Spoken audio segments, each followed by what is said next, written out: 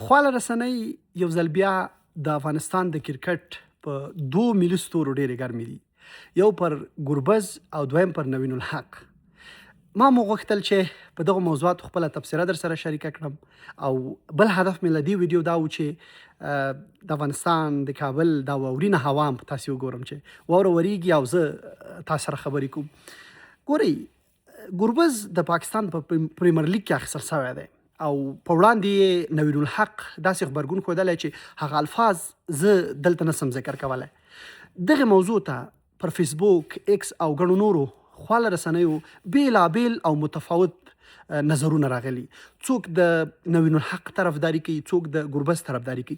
په منځ کې یوه ډله داسې کسان هم شته او داسې تبصرې هم ما ولوستې چې دوی پر د افغانستان پر کرکټ بورډ نیوکې کوي چې ولې یې په اصطلاح ملي ستورو ته اجازه ورکړې تر څو دوی په د سیمې او د نړۍ په لیګونو کې ګډون وکړي.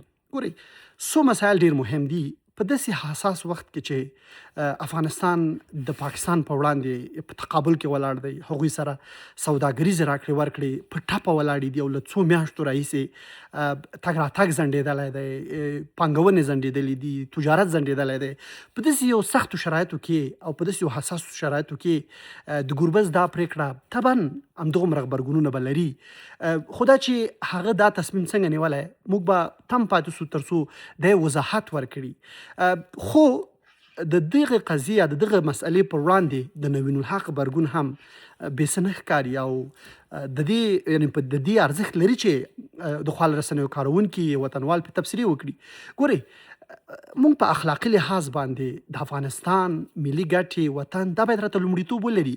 ولې توهین، د چا سپکه، د چا کم ګڼل او یا د یو چا په وړاندې منفي خبرې کول په انتقادي ژبه دا درد نه دوا کوي، دا کینې نورم زیاتوي، دا ژوند نورم تریخوي، دا د افغانستان ملي مسایل نورم ننګوي او دا دغه سیمه ییز مثلا په سیمه کې د موږ په جوړښت او د ملي ستورو د لوبو دا مسایل سیاسي کوي.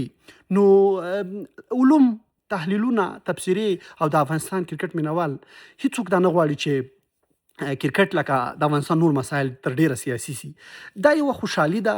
ملي ستوري ټول افغانستان پې ویاړي، که هزارهګان دي، ازبک دي، تاجک دي، پښتانه دي، ټول ملت په دغو ملي ستورو ویاړي ځکه بلا ګټې راوړي، بلها خوښۍ راوړي دي، بلها موږ ته آرام راوړی، سکون راوړی او موږ ته خوشحالي راکړې. موږ د دوی هڅې، د دوی بریاوې هیڅ کله نه هیرو.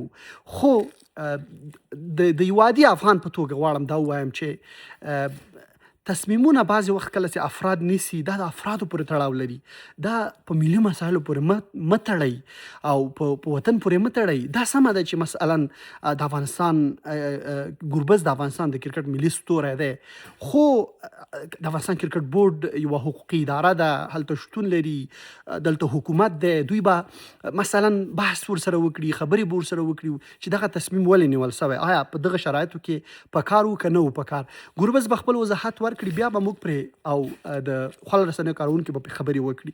خو مونږ یعنی ولې د یو چا په تړاو، د چا شخصي پرېکړو په تړاو مثلا موږ ټکه ټکی الفاظ کاروو او هغوی خدای مکه کم ګړو یا یې سپک ګړو.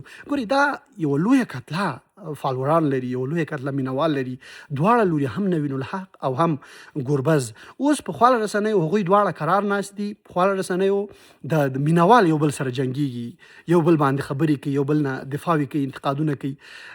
زه دا وایم چې مونږ ولې که په ملي مسایلو کې، د وطن په مسایلو کې، په ملي ګټو په مسایلو کې ولې خپل دغه انتقادات په اصلاحي بڼه ونه کړو.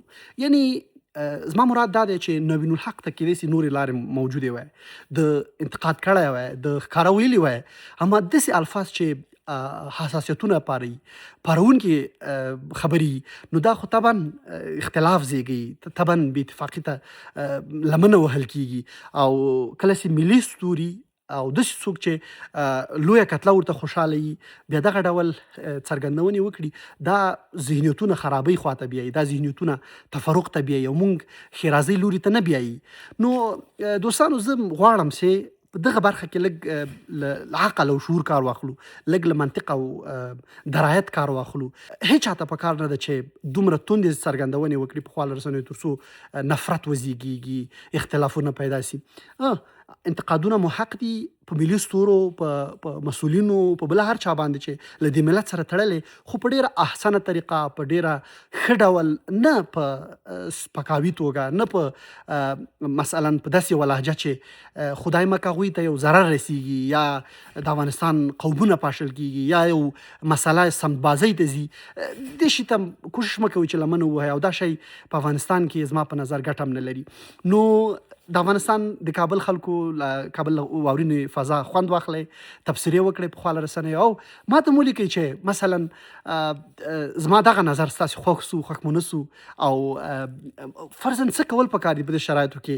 دا هم راته ووایئ چې مثلا مونږ خپله مثلا هغه صلحامیزه طریقه خپل نیوکه کړي، اصلاحي نیوکه مو خلکو ته رسولې وي، څه پکار دي ما ته ولیکئ.